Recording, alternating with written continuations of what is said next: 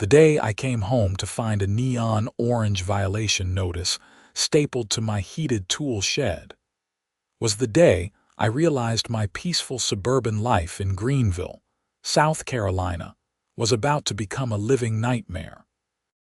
I had just gotten back from picking up lumber at the hardware store, my truck bed loaded with 2x4s for the deck project I had been planning for months. The shed sat in the far corner of my backyard, a modest 12 by 16-foot structure I had built myself 3 years ago.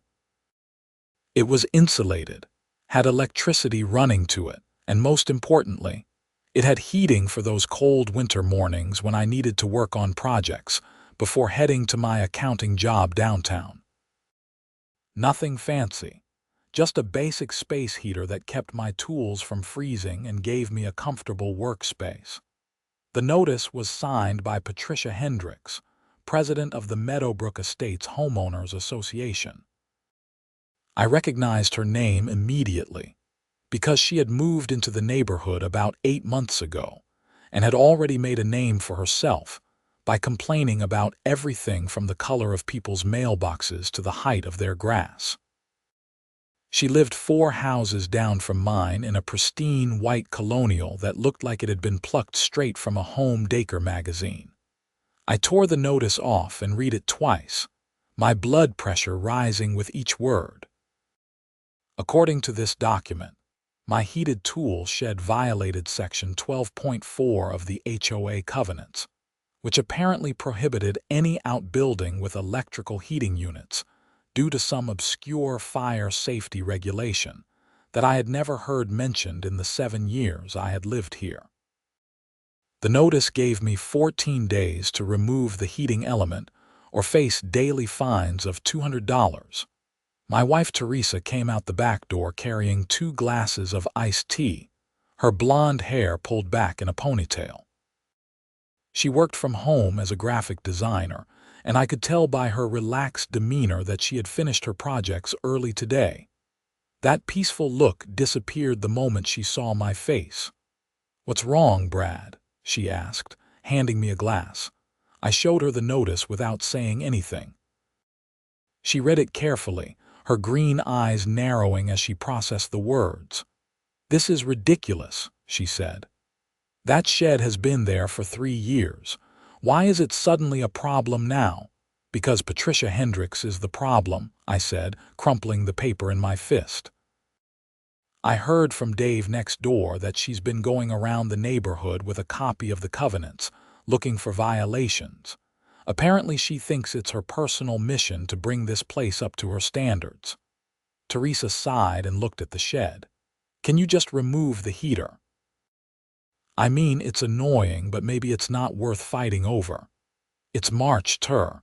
I still need that heat for another month at least. And what about next winter? I use that space almost every day. My tools, my workbench, everything is set up out there perfectly. Without heat, it's just a glorified storage unit." She touched my arm gently. "I know you love that shed, but we have to live here. Maybe we should just comply and figure something else out." I wanted to argue, but Teresa had always been the practical one in our relationship. That's what balanced us out. I was the one who would charge head first into a fight on principle, while she calculated the costs and benefits. Usually, she was right. But something about this situation made my jaw clench with frustration. The next day, I decided to attend the HOA board meeting. They were held on the first Tuesday of every month in the community center, a small building near the neighborhood entrance that also served as a gathering place for various resident activities. I had never bothered going to one before, figuring the HOA pretty much ran itself and didn't need my input. That had been a mistake. The meeting room was about half full when I arrived. I recognized most of the faces as neighbors I had waved to over the years, but never really gotten to know. Patricia Hendricks sat at the front table with 2 other board members, a thin man named Gordon Shaw who served as treasurer, and an older woman named Marjorie Klein who was the secretary. Patricia was exactly what you would expect from her correspondence. She was probably in her late 40s, with perfectly styled auburn hair, designer glasses, and an expression that suggested she had just smelled something unpleasant. "Good evening, everyone," Patricia said, calling the meeting to order at exactly 7 o'clock. "Let's begin with the treasurer's report." Gordon droned on about the association's finances for about 10 minutes. Everything seemed to be in order, with adequate reserves and no major upcoming expenses. Then they moved on to old business, which included discussing the repair schedule for the neighborhood playground and planning for the annual summer block party. Finally, they reached new business, and Patricia's eyes found me in the audience. "We've been conducting a comprehensive review of covenant compliance throughout the neighborhood," she announced. "I'm pleased to report that we've identified 17 violations that need to be addressed. Most residents have been very cooperative in working with us to bring their properties into compliance." I raised my hand. "I'd like to discuss my violation notice." Patricia gave me a thin smile. "Mr. Wallace, yes, the heated outbuilding. What questions do you have?" "First, why is this suddenly being enforced? My shed has been there for 3 years and no one has ever said anything about it." "Previous boards may have been lax in their enforcement duties," Patricia said primly. "That doesn't mean the rules don't exist. Section 12.4 clearly states that outbuildings may not contain electrical heating elements." "Can I see that section?" I asked. She seemed irritated by the request, but nodded to Marjorie, who produced a thick binder and flipped through it. After a moment, she read aloud: "Outbuildings and auxiliary structures shall not contain electrical heating elements, gas heating systems, or other climate control mechanisms that could present fire hazards or increase liability exposure for the association." "That seems pretty clear," Patricia said. "The rule exists for everyone's safety." "Okay, but who decides what constitutes a fire hazard? I'm using a basic portable space heater with automatic shutoff features. It's all listed and completely safe. My shed is insulated and wired to code." "I had an electrician do all the work." "The rule doesn't distinguish between types of heaters," Patricia said. "It's a blanket prohibition." An older man in the back raised his hand. "What about hot water heaters in pool houses?" "My brother-in-law lives in the neighborhood, and he's got a full bathroom in his pool house with a water heater." Patricia's expression tightened. "That would also be a violation if it's been brought to our attention." "But it hasn't been," the man pressed. "So you're just selectively enforcing these rules?" "We're doing a comprehensive review," Patricia repeated. "Everyone will be treated fairly and equally." I stood up. "Look, I'm willing to work with you here, but 14 days doesn't give me much time to figure out an alternative. What if I provide documentation from a licensed electrician confirming that everything is up to code and safe?" "The covenant doesn't have an exception for documented safety," Patricia said. "I appreciate your willingness to cooperate, Mr. Wallace, but the board has already voted on this matter. The heating element must be removed, or you'll face the fines outlined in your notice." "When did the board vote on it?" I asked. "This afternoon, during our executive session." "So you voted to fine me before I even had a chance to present my case." Patricia's smile disappeared entirely. "We voted to enforce an existing covenant. You're not being singled out, Mr. Wallace. Every violation we've identified is being treated the same way." I looked around the room and saw several sympathetic faces, but no one else spoke up. These people had probably already learned that arguing with Patricia Hendricks was an exercise in futility. I thanked them for their time and left, my frustration now mixed with a healthy dose of anger. Teresa was watching television when I got home. She paused her show and looked at me expectantly. How did it go? About as well as expected, I said, dropping onto the couch beside her. Patricia has already decided. The board voted to enforce the violation before I even showed up. So what are you going to do? I had been thinking about that on the drive home. I'm going to move everything inside. The garage, the basement, wherever I can fit it. If they won't let me have a heated workspace outside, I'll make one inside. Teresa's expression shifted from sympathetic to concerned. Brad, we don't have room for all that stuff in the garage. Where am I supposed to park? You can park in the driveway. In the driveway, all winter long, scraping ice off my windshield every morning. It's only for a month or so until the weather warms up. She shook her head. What about all your wood and materials, and that table saw? Brad, that thing is huge. I'll figure it out. I'm not giving up my workshop just because Patricia Hendricks has a power trip. This isn't about a power trip, Teresa said, her voice rising slightly. This is about you being stubborn. Just remove the heater and use the shed for storage like a normal person. A normal person. I use that workshop almost every day, It's where I built half the furniture in this house. It's where I go to relax and work with my hands. You have your office upstairs for your design work. Can you imagine if I told you that you had to give it up and work at the kitchen table instead? That's completely different. How? Because my office doesn't violate any HOA rules. We stared at each other for a moment, the tension thick between us. Teresa and I rarely fought, but when we did, it was usually because I was charging ahead with something on principle, while she tried to be the voice of reason. She wasn't wrong that I could be stubborn, but I also felt like I was being pushed around by someone who had no right to dictate how I used my own property. I'm going to start moving things tomorrow, I said quietly. Teresa stood up. Fine. Do whatever you want. But don't expect me to be happy about it.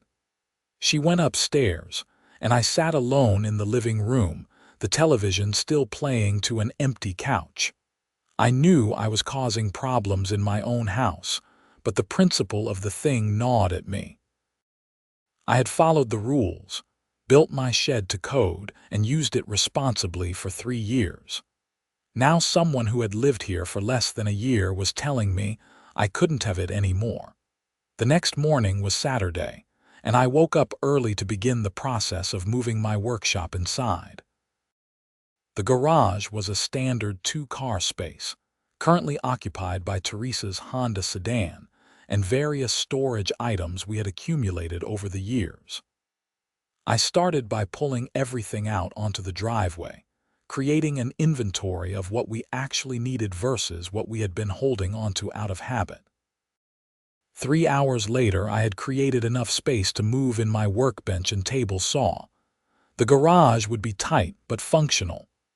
Teresa came out around 10 with coffee, her expression neutral. Making progress, she asked. Getting there.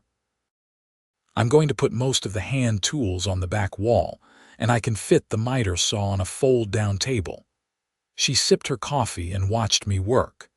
You know this is going to be loud, right? When you're cutting wood and running power tools right below our bedroom. I hadn't thought about that. Our master bedroom was directly above the garage. I'll only work during reasonable hours, not early morning or late at night. And the sawdust, that's going to get everywhere. I'll set up better dust collection. Look, I know this isn't ideal, but what choice do I have? Teresa sighed. You could choose not to fight this battle. That's a choice. Before I could respond, a white Mercedes SUV pulled up in front of our house. Patricia Hendricks emerged, wearing yoga pants and an expensive-looking athletic jacket. She walked up our driveway with purpose, her eyes scanning the items I had scattered across the concrete. Good morning, she said with false cheerfulness. I wanted to check on your progress with the violation remediation. I'm working on it, I said, barely glancing at her. I see you're moving items into your garage. Just a friendly reminder that the garage must be able to accommodate at least one vehicle, per Section 8.2 of the Covenants. I stopped what I was doing and faced her directly. Patricia, I'm complying with your ridiculous heating rule. Can you give me a break on the rest of it? I'm just trying to help you avoid additional violations, Mr. Wallace. We want all our residents to be in full compliance. Teresa stepped forward, and I could see she was trying to smooth things over. We appreciate your concern, Patricia. Brad will make sure everything is in compliance. He's just working through the logistics. Patricia's gaze shifted to Teresa, and her expression softened slightly. I know these rules can seem burdensome, but they exist to protect everyone's property values. I'm sure you understand that, Mrs. Wallace. A well-maintained neighborhood benefits all of us. Of course, Teresa said diplomatically. Patricia smiled at her, then gave me a final glance before walking back to her Mercedes. Once she drove away, Teresa turned to me. See, that wasn't so hard. Just be compliant and she'll leave us alone.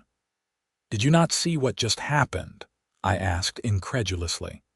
She drove over here just to remind me that there's another rule I need to follow.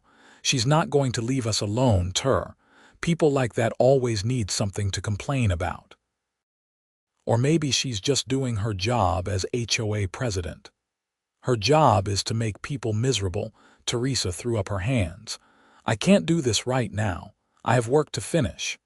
She went back inside, and I continued moving my workshop. By late afternoon, I had successfully relocated most of my major equipment into the garage. The space was cramped, but I could still move around and access everything I needed. I left Teresa's car in the driveway for the day, figuring I would reorganize everything to make it fit eventually. The shed in the backyard looked empty and sad without all my tools and equipment. I had removed the space heater and unplugged it, but I wasn't ready to completely give up on the structure. It had taken me 3 weeks to build it, and it represented hours of careful planning and construction. Now it was just an empty shell. Sunday morning, I tried to work on my deck project in the garage. I had lumber to cut and pieces to assemble, and I figured I might as well make use of my new workspace. The first time I fired up the table saw, the noise was deafening in the enclosed space. Within 30 seconds, Teresa appeared at the door leading from the house to the garage, looking furious. "Brad, what are you doing?" "Working on the deck project," I said, shutting off the saw. "It's 8:30 in the morning on a Sunday. You said not to work early morning. It's almost 9. 8:30 is early morning, and it's so loud the whole house is shaking." I looked at the table saw, then back at her. "It's not that loud. Not that loud. I could barely hear myself think upstairs. And that smell is that burning wood. It's coming through the vents into the house." She was right about the smell. The table saw had produced more sawdust than I expected, and without proper ventilation, it was seeping into the house through the HVAC system. I hadn't considered that issue. "I'll set up a better ventilation system," I said. "When? How?" "Brad, this isn't going to work. You can't run a full workshop in our garage. It's too loud, too messy, and it's making our house unlivable." "What do you want me to do, Teresa?" "I'm complying with the HOA rules. This is the only option I have." "No, it's not the only option. You could just accept that you don't get to have a heated workshop anymore. You could use the shed for storage and do your projects outside when the weather is nice, like normal people do." "Stop saying normal people. I'm not abnormal for wanting to work on woodworking projects. It's a hobby that I enjoy, and that saves us money. Half the furniture in this house I built myself. That deck we've been planning. I was going to do it for the cost of materials, saving us thousands of dollars. Maybe some things aren't worth saving money on if they destroy our marriage." The words hung in the air between us. Teresa's eyes were wet, and I realized this had escalated far beyond a disagreement about a tool shed. "I'm sorry," I said quietly. "I didn't realize this was affecting you this much." "Of course it's affecting me. You're so focused on fighting with Patricia that you're not thinking about what it's doing to us. I can't park in my own garage. The house smells like sawdust. You're running power tools at 8:30 on a Sunday morning. When does it stop?" I didn't have a good answer for that. She was right that I had been so focused on the principle of the thing that I hadn't considered the practical impact on our daily lives. But I also felt trapped. I had built that shed specifically to have a dedicated workspace, and now it was being taken away from me by someone who had barely lived in the neighborhood long enough to know anyone's names. "Let me finish this deck project," I said. "Then we can talk about what to do next. I promise I won't work early in the morning anymore, and I'll set up better ventilation so the dust doesn't get in the house." Teresa wiped her eyes. "Fine. 1 month. Finish your deck project, and then we're going to have a serious conversation about this." She went back inside, and I stood in the garage surrounded by my tools, feeling like I had won a battle but was losing the war. I spent the rest of the day setting up a better dust collection system and installing a vent fan to keep the air circulating. By evening, I had created a functional workspace that wouldn't make the house uninhabitable, but it still felt like a poor substitute for what I had before. The next week was tense. Teresa and I were polite to each other but distant, like roommates rather than spouses. I worked on the deck project in the evenings after she was done with work, trying to minimize the noise and disruption. The weather was warming up, which helped, but I missed the comfortable solitude of my heated shed. On Thursday, I received another notice from the HOA. This one informed me that my garage door had been left open for more than 4 hours on Sunday, which violated Section 9.7 of the covenants regarding open garage doors being an aesthetic concern. The fine was $100. I stared at the notice in disbelief. I had left the garage door open because I was working and needed ventilation. Now I was being fined for that too.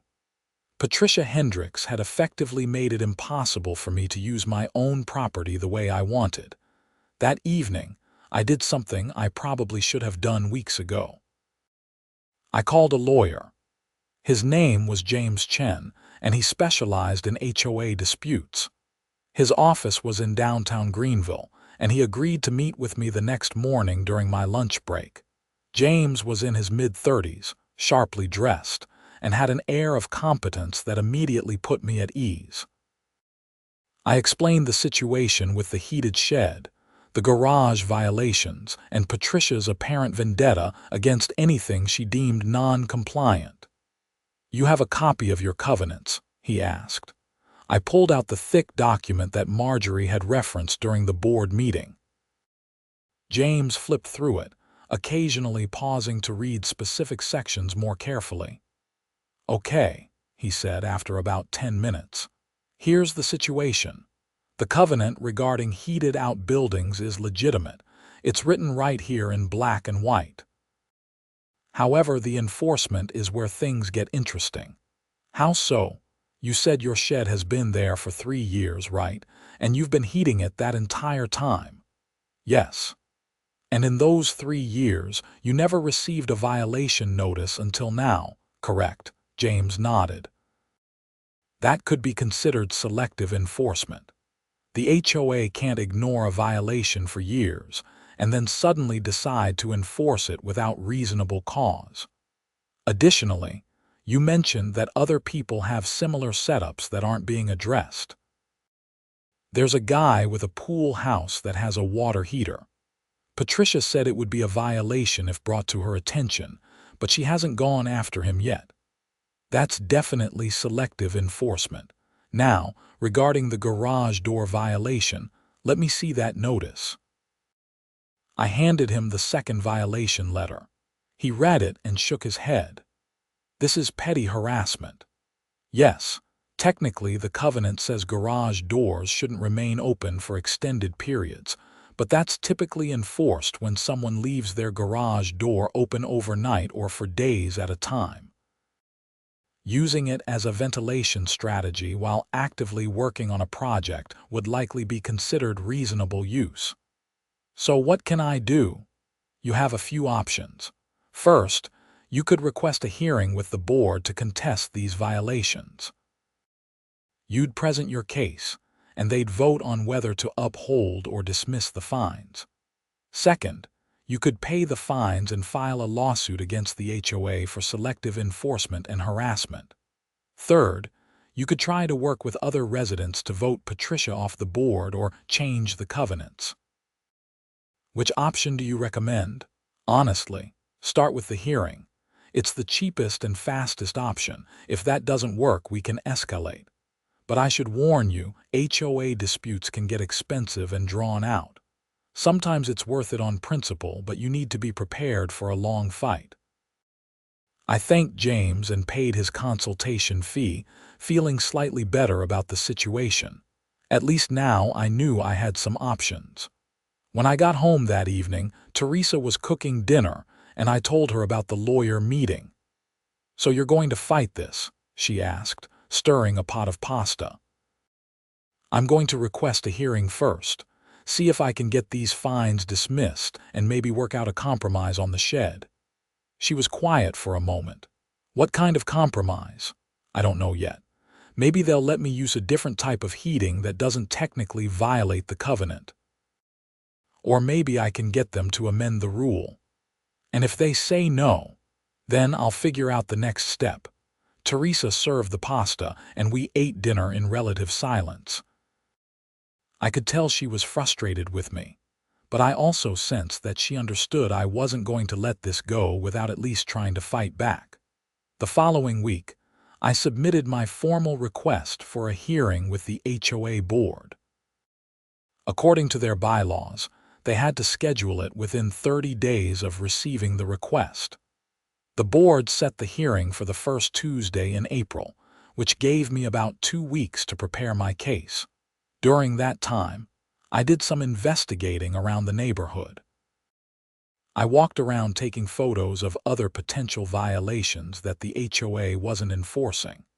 I found 6 houses with visible satellite dishes, which violated Section 14.3. I found 3 houses with boats or RVs parked in driveways, violating Section 10.1. I even found 2 houses with chain-link fences instead of the required wooden privacy fences, violating Section 11.6. I also talked to neighbors, and what I discovered was illuminating. Patricia Hendricks had been sending violation notices to at least 15 different households since becoming president. Most people had simply complied rather than fight, but there was a growing undercurrent of resentment toward her aggressive enforcement style.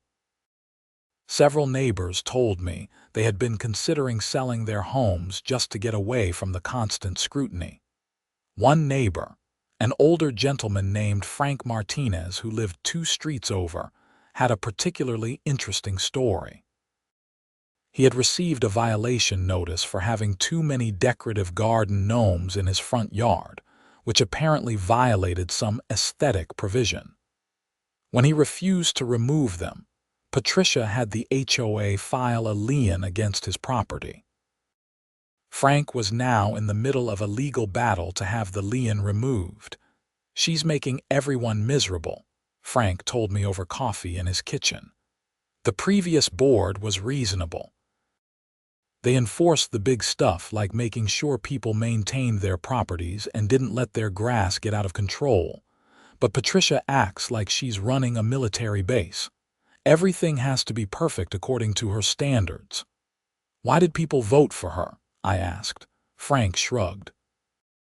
"She ran unopposed. The previous president had just moved out of the neighborhood, and no one else wanted the job.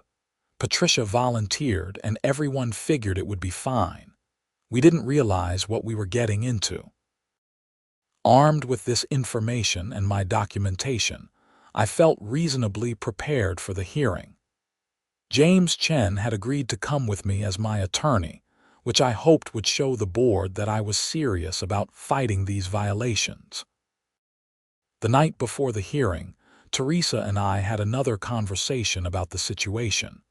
We were getting ready for bed, and she seemed more resigned than angry. "What are you hoping will happen tomorrow?" she asked. "Best case scenario, they dismiss the fines and let me keep heating my shed. Worst case, they uphold everything and I have to decide whether to pay or escalate." "And if it's the worst case, what will you do?" I thought about it carefully. "I honestly don't know yet. Part of me wants to fight this all the way on principle. But I also know it's affecting us, and that matters more than being right." Teresa reached over and squeezed my hand. "I appreciate you saying that. I know this shed means a lot to you, but you mean more to me than a shed means to you, so please keep that in mind." The next morning, I put on my best suit and met James Chen at the community center. The hearing was scheduled for 7 in the evening, after work hours. The meeting room was more crowded than usual, with at least 30 residents in attendance. Word had apparently gotten around that someone was finally challenging Patricia's enforcement tactics. Patricia, Gordon, and Marjorie sat at the front table, looking official and stern. Patricia's expression hardened when she saw I had brought a lawyer. "Good evening, everyone," Patricia said, calling the meeting to order.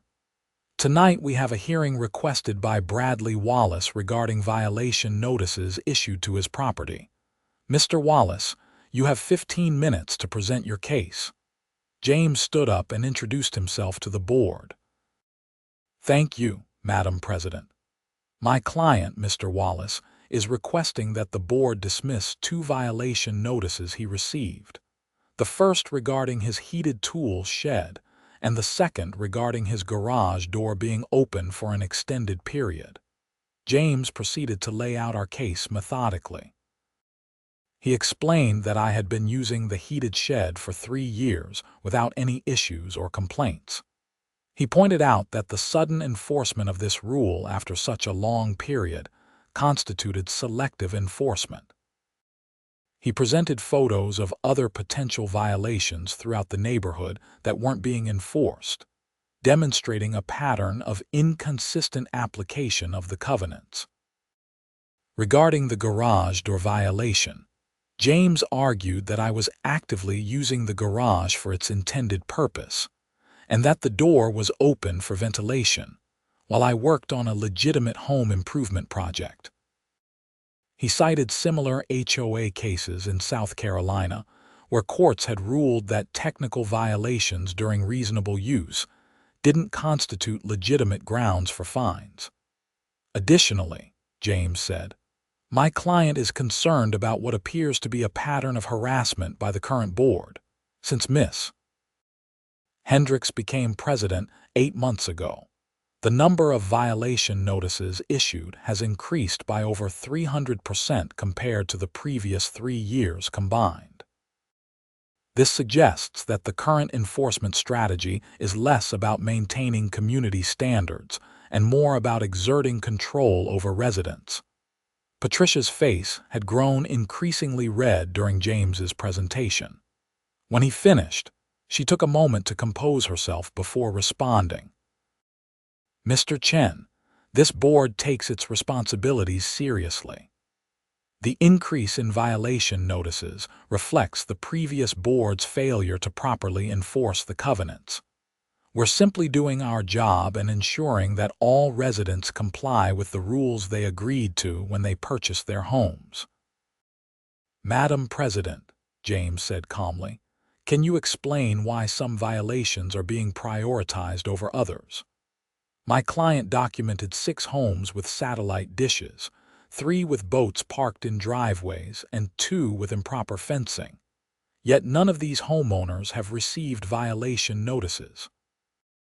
Why is his heated shed being targeted while these other violations are ignored?" "We're conducting a comprehensive review," Patricia said, repeating her familiar line. We'll get to those other properties in due time, but you've already had 8 months.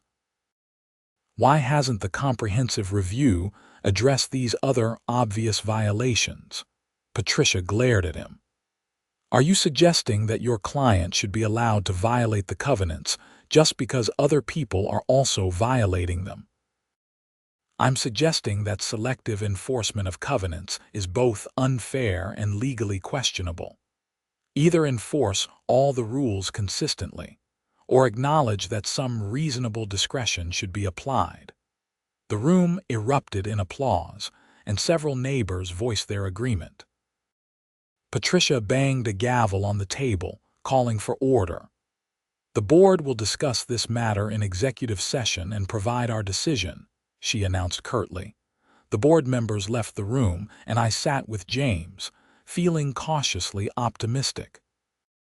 The other residents came up to congratulate me on having the courage to fight back, and several asked for James's business card.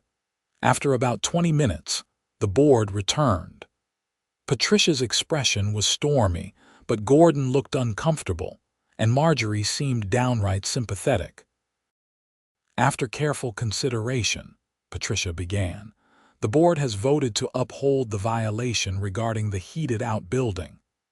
The covenant is clear, and Mr. Wallace's shed violates Section 12.4.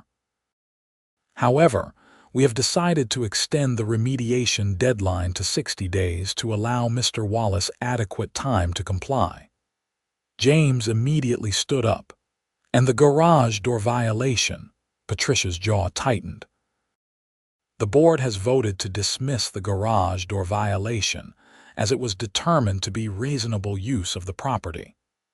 It was a partial victory, but it still meant I had to remove the heating from my shed or continue fighting. James whispered to me, "We can take this further if you want. You have grounds for a lawsuit." I looked around the room at all the neighbors who had supported me tonight. Then I thought about Teresa at home, probably watching the clock and wondering how things were going. I thought about the stress this had caused in my marriage and the money I would have to spend on legal fees if I escalated this further. "Can I make a statement?" I asked James. He nodded, and I stood up to address the board. I appreciate the board dismissing the garage door violation. Regarding the heated shed, I'd like to propose a compromise. What if I have the electrical system professionally inspected and provide documentation to the board certifying that it meets all safety standards? I could also increase my insurance coverage to address any liability concerns. The shed is well built, properly insulated, and poses no more fire risk than any other structure with electricity. Patricia started to respond, but Gordon interrupted her. "I think that's a reasonable proposal. Can we vote on it?" "We've already voted," Patricia snapped. "We voted on whether to uphold the violation as written," Gordon said. "This is a new proposal. I'd like to vote on whether to accept Mr. Wallace's compromise." Marjorie nodded in agreement. "I second that motion." Patricia looked furious, but she was bound by the board's rules. "Fine." All in favor of accepting Mr. Wallace's compromise proposal? Gordon and Marjorie both raised their hands. Patricia did not. "The motion passes 2-1, Gordon announced. "Mr. Wallace, you have 60 days to provide the requested documentation and proof of increased insurance coverage." I thanked the board and left the meeting with James, feeling like I had actually won something meaningful. The compromise wasn't perfect, but it meant I could keep my workshop heated as long as I met certain conditions. I could live with that. When I got home, Teresa was waiting in the living room. I told her everything that had happened, and for the first time in weeks she smiled at me. "So you can keep your shed heated? If I jump through some hoops, yes." "That's great, Brad. I'm happy for you." "And I'm sorry," I said, sitting next to her on the couch. "You were right that I was so focused on fighting that I wasn't thinking about how it affected us. I should have talked to you more about what I was planning instead of just charging ahead." She leaned against me. "And I'm sorry for not being more supportive. That shed is important to you, and I should have recognized that. I was just stressed about all the changes and took it out on you." We sat together for a while, and it felt like our marriage had survived a storm. Things weren't perfect yet, but we were communicating again, and that was what mattered. The next day, I called an electrician to schedule an inspection of the shed's electrical system. I also contacted my insurance agent to increase my coverage. Both tasks were relatively straightforward and inexpensive, which made me wonder why the HOA hadn't just suggested this compromise in the first place. Instead of demanding, I removed the heating entirely. Over the next few weeks, I completed all the requirements and submitted the documentation to the HOA board. Gordon acknowledged receipt of everything via email and confirmed that the violation was now resolved. Patricia never responded to any of my emails, but I didn't care. I had won. I moved my tools back into the shed, and it felt like returning home after a long journey. Teresa even came out to see the space once I had everything set up again. "I get it now," she said, looking around at my organized workbenches and tool racks. "This really is your sanctuary." "It is," I agreed. "Thank you for understanding." Things returned to normal for about a month. I worked on finishing the deck project, which turned out beautifully. Teresa and I hosted a small barbecue to christen it, and several neighbors came over. Everyone complimented the workmanship, and I felt validated in my decision to fight for my workshop. Then things took an unexpected turn. In late May, I received a call from Frank Martinez, the neighbor with the garden gnomes. He sounded excited. "Brad, you need to hear this. I just found out something about Patricia that's going to blow this whole thing wide open." "What is it?" "I've been fighting this lien she put on my property, right? Well, my lawyer did some digging into the HOA's finances, and he found some irregularities. Patricia has been approving payments to a property management company for services that were never rendered. We're talking about thousands of dollars." My stomach dropped. "Are you saying she's embezzling?" "That's exactly what I'm saying. The management company is owned by her sister. They've been billing the HOA for monthly services like landscaping oversight and architectural reviews, but none of that work is actually being done. My lawyer estimates she's stolen at least $30,000 over the past 8 months. Have you gone to the police?" "Not yet. I wanted to talk to you first because you've been the most vocal about standing up to her. I'm thinking we need to call an emergency meeting of all the homeowners and present this evidence. We can vote to remove her from the board and then decide whether to press criminal charges." I thought about Teresa and her desire for peace and quiet. I thought about how much this HOA drama had already disrupted our lives. But I also thought about Frank and all the other neighbors who had been harassed and fined by Patricia over these past months. If she was actually stealing from the association, she needed to be held accountable. "I'm in," I said. "What do you need me to do?" Frank and I spent the next week coordinating with other residents. According to the HOA bylaws, 20% of homeowners could petition for an emergency meeting. There were 200 homes in Meadowbrook Estates, so we needed 40 signatures. We got 63.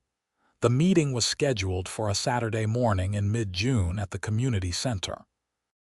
Patricia tried to fight it, claiming the petition was improperly filed, but Gordon and Marjorie sided with the residents.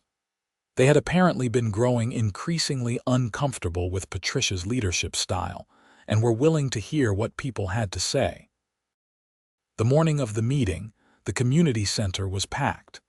Every chair was filled and people lined the walls. Patricia sat at the front table with Gordon and Marjorie, her expression defiant. Frank's lawyer, a sharp woman named Rebecca Torres, stood at a podium with a laptop and projector. Frank addressed the crowd first. Thank you all for coming. I know many of you have been frustrated with how this HOA has been run over the past several months. Today, we're going to show you why that frustration is justified. He nodded to Rebecca, who pulled up the first slide on the projector. It showed a spreadsheet of HOA expenses, with several entries highlighted in red. These entries, Rebecca explained, represent payments made to Hendricks Property Management Services. The company is owned by Patricia Hendricks' sister, Deanne. According to the invoices, this company has been providing monthly landscaping oversight, architectural review services, and covenant compliance consulting to the HOA at a cost of $4,000 per month. Murmurs rippled through the crowd. Patricia stood up. "Those are legitimate services," she said loudly. "My sister is a professional property manager and she's been helping us maintain standards in the neighborhood. Can you provide documentation of the work she performed?" Rebecca asked calmly. "Of course. It's all in the files." "I've reviewed the files, Miss Hendricks. There are invoices, but there are no work reports, no before and after photos, no meeting notes, no deliverables of any kind. Just invoices that you approved for payment." Patricia's face flushed. The work was done. "Just because it's not documented to your satisfaction doesn't mean it didn't happen." Frank stood up again. "I've talked to the landscape company that actually maintains our common areas. They confirmed that no one from Hendricks Property Management Services has ever contacted them or overseen their work. I've also talked to the Architectural Review Committee, which consists of 3 volunteers from the neighborhood. None of them have ever met your sister or received any consulting services from her company." The murmurs grew louder. Several people were openly shouting questions at Patricia, who looked increasingly cornered. Gordon spoke up from his seat at the board table. "Patricia, did you disclose to the board that your sister's company was being paid by the HOA?" "I didn't think it was necessary," Patricia said. "It wasn't a conflict of interest because the services were legitimate." "Actually," Rebecca interjected, "South Carolina HOA law requires board members to disclose any financial relationships that could constitute a conflict of interest. Even if the services were legitimate, you should have disclosed the family connection and recused yourself from approving those payments." Marjorie was staring at Patricia with a look of betrayal. "You never mentioned that Diane owned that company." "I signed off on those payments because you said they were necessary." The meeting devolved into chaos, with dozens of people trying to speak at once. Frank called for order and proposed a motion to immediately remove Patricia from the board. The motion passed with only 3 dissenting votes, all from Patricia's friends who lived on her street. Once Patricia was removed, Gordon took over as acting president. His first action was to freeze all HOA funds pending a full audit. His second action was to contact the police. 2 days later, I was working in my shed when I saw 2 police cars pull up to Patricia's house. I watched as officers knocked on her door and then led her out in handcuffs. The sight should have been satisfying, but instead, I just felt a deep sadness. This woman had been so consumed with controlling everyone around her that she had destroyed her own life and hurt countless neighbors in the process. Teresa came out to the shed and stood beside me as we watched the police cars drive away. "Is it over?" she asked. "I think so," I said. "At least our part in it." The HOA hired Rebecca Torres to represent them in recovering the stolen funds. Patricia's sister was also charged with fraud, and both of them eventually pleaded guilty. Patricia was sentenced to 3 years in prison, but served only 18 months. She was also ordered to repay the full amount she had stolen, plus damages. Gordon and Marjorie remained on the board and recruited 3 other neighbors to fill the vacant positions. The new board was significantly more reasonable in their enforcement approach. They focused on actual problems like houses that were falling into disrepair or safety hazards, rather than technical violations of obscure covenant provisions. Frank got his garden gnomes back, and the lien removed from his property. Several other neighbors who had been harassed by Patricia received apologies and refunds of their fines. As for me, I continued to use my heated tool shed without any further complaints. I finished the deck project, and Teresa was so pleased with it that she asked me to build her a custom bookshelf for her office. I spent 3 weekends working on it in my shed, and it turned out to be one of my best projects. One evening in late summer, Teresa and I were sitting on the deck, watching the sunset and sipping wine. The air was warm and lightning bugs were starting to appear in the yard. "I've been thinking," Teresa said. "I'm sorry I didn't support you more in the beginning." "You don't need to apologize again. We already worked through all that." "I know, but I want to say it anyway. You were right to fight, not just for the shed, but because Patricia needed to be stopped. If you had just rolled over and accepted her ridiculous demands, she would still be terrorizing the neighborhood and stealing from all of us." I reached over and took her hand. "I couldn't have done it without you. Even when you were mad at me, you kept me grounded. You made sure I thought about the consequences and didn't just charge ahead blindly." "We make a good team," she said. "We do." We sat there together as the sun disappeared below the horizon, and for the first time in months I felt completely at peace. My workshop was intact, my marriage was stronger, and my neighborhood was free from a petty tyrant who had been making everyone miserable. The entire experience taught me some valuable lessons. First, homeowners associations are only as good as the people who run them. Second, sometimes you have to stand up for yourself even when it's uncomfortable or inconvenient. Third, compromise is important, but not when dealing with someone who has no intention of being reasonable. And finally, having a good lawyer can make all the difference. In the following months, I became more involved in the HOA, attending meetings regularly and even volunteering for the Architectural Review Committee. I figured if I was going to live under these rules, I might as well have a say in how they were interpreted and enforced. Several other neighbors did the same, and the culture of the association shifted dramatically. We revised several of the more ridiculous covenants, including the one about garage doors being open. We clarified the rules about outbuildings to allow for reasonable safety measures like heating, as long as they met code requirements. We also implemented new financial controls to prevent what happened with Patricia from ever happening again. The neighborhood became a genuinely pleasant place to live. People were friendlier, more involved, and less worried about being randomly fined for minor infractions. The property values actually increased, which proved that reasonable governance was better than tyrannical enforcement. My shed remained my sanctuary, a place where I could escape the stress of my accounting job and work with my hands. I built a toy chest for my nephew, refinished an antique dresser for Teresa's mother, and started working on a dining room table that would eventually replace the one we had been using since we got married. Teresa occasionally came out to the shed to watch me work. She said she found it relaxing to see me in my element, carefully measuring and cutting and assembling pieces of wood into something beautiful and functional. Sometimes, she would bring her laptop and work on design projects while I worked on woodworking projects, and we would enjoy each other's company in comfortable silence.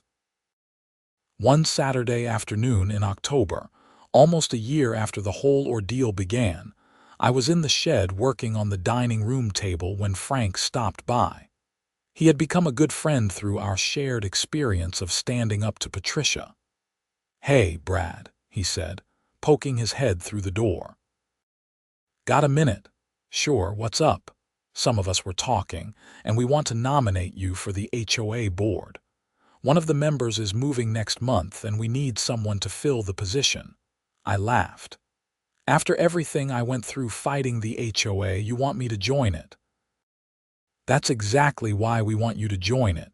You understand what it's like to be on the receiving end of unreasonable enforcement. You'll make sure we stay focused on what actually matters. I thought about it for a moment. Can I talk to Teresa first? Of course. The election isn't until next month anyway. Just think about it. After Frank left, I went inside to find Teresa. She was in her office working on a logo design for a new client. I told her about Frank's proposal.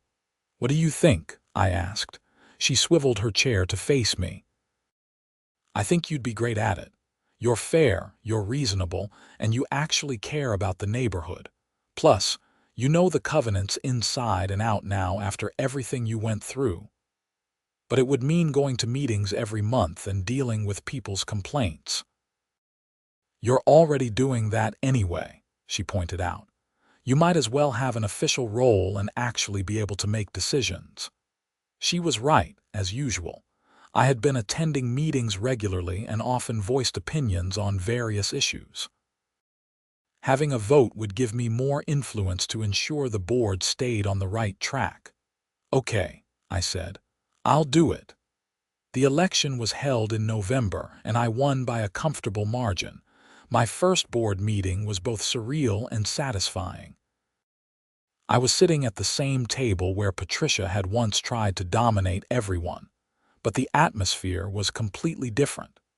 We discussed normal neighborhood business like planning the holiday decorating contest and reviewing the budget for the next year. When someone raised a minor covenant violation, we discussed whether it was actually worth pursuing or if we should just let it go. We chose to let it go. After the meeting, Gordon pulled me aside. You know, I should have stood up to Patricia earlier. I knew she was getting out of control, but I didn't want to deal with the conflict. I'm sorry you had to be the one to fight that battle. It worked out in the end, I said, and now we have a chance to make this association what it should have been all along. That's exactly right. Winter came, and I was grateful for my heated tool shed. The space heater hummed quietly in the corner, keeping the temperature comfortable while snow fell outside. I worked on Christmas gifts for family members, including a cutting board for Teresa's sister and a picture frame for my parents. On Christmas Eve, Teresa and I hosted dinner at our house. The new dining room table I had built was finally complete, and it was the centerpiece of the evening. 12 people sat around it, including Frank and his wife, our families, and a few close friends. Everyone complimented the craftsmanship, and I felt a deep sense of pride and accomplishment. As I looked around the table at the people I cared about, enjoying a meal in our home, I realized that the whole HOA ordeal had ultimately been worth it. Not because I won or because Patricia went to jail, but because it had forced me to stand up for myself and what mattered to me. It had tested my marriage and made it stronger. It had connected me with my neighbors and turned a collection of houses into an actual community. The shed that had caused so much trouble was really just a symbol. It represented autonomy, creativity, and the right to use my own property in reasonable ways. Fighting for it wasn't about being stubborn or difficult. It was about refusing to be bullied by someone who thought rules were more important than people. In the end, the heated tool shed was still standing in my backyard, still functional, and still providing me with a space to create things with my hands. The HOA that had tried to take it away had been reformed, and now served its proper purpose of maintaining the neighborhood without making residents miserable. My marriage had survived the stress and come out stronger on the other side. And Patricia Hendricks, the woman who had started this whole mess with her petty enforcement and criminal behavior, was gone. The neighborhood was better without her. though I occasionally wondered if she had learned anything from the experience. Probably not, I thought. People like that rarely do. But that was her problem, not mine. My problem had been solved. My shed was heated, my tools were organized, and my wife was happy. Life in Meadowbrook Estates had returned to normal, or rather, it had finally achieved the kind of normal that people actually wanted to live in. As winter turned to spring, I started planning my next project, a gazebo for the backyard. Teresa had always wanted one, and I figured it would be the perfect way to spend my weekends in the coming months. I drew up plans in my shed, measuring and calculating and imagining how it would look once completed. The neighborhood had fully recovered from the Patricia era. New families moved in, and they were welcomed warmly. The holiday decorating contest had been a huge success, with almost half the neighborhood participating.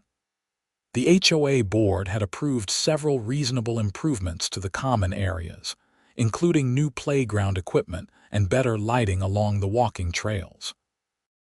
I continued serving on the board, attending monthly meetings and helping make decisions that affected our community. It was sometimes tedious work, but it was also rewarding. I made sure that enforcement remained fair and reasonable, that residents were treated with respect, and that rules served a genuine purpose rather than existing just for the sake of having rules. One warm evening in April, exactly 1 year after the hearing where I had fought for my shed, I was working on the gazebo project when Teresa came out with 2 beers. We sat on the deck and watched the sun set, just like we had done so many times before. "Do you ever think about how different things would be if you had just given in?" she asked. "Sometimes," I admitted. "Life would definitely have been easier in the short term, but worse in the long term." "Exactly." She clinked her beer bottle against mine. "Here's to fighting for what matters, even when it's hard. And here's to wives who eventually support their stubborn husbands, even when they're being difficult." She laughed. "You weren't difficult. Well, maybe a little, but you were right." We sat together as the stars came out, and I felt a profound sense of contentment.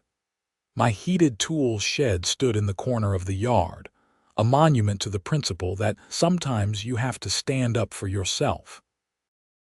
The neighborhood around us was peaceful and well-maintained, governed by reasonable people who cared about their neighbors. And my marriage was stronger than ever, tested by fire and proven resilient. The whole experience had taught me that communities are fragile things, easily corrupted by people who care more about power than people. But they can also be healed and improved by individuals willing to stand up and fight for what's right. It takes courage, patience, and sometimes a good lawyer, but it's worth it. As I sat there with Teresa under the stars, I was grateful for every moment of the struggle. The heated tool shed that had caused so much trouble was really just the beginning of a journey that had transformed not just my neighborhood, but my understanding of what it means to be part of a community. Sometimes the smallest things, the things that seem almost trivial to outsiders, matter the most. And sometimes fighting for those small things leads to bigger changes that benefit everyone. The shed was still there, still heated, still mine. And that was exactly how it should be.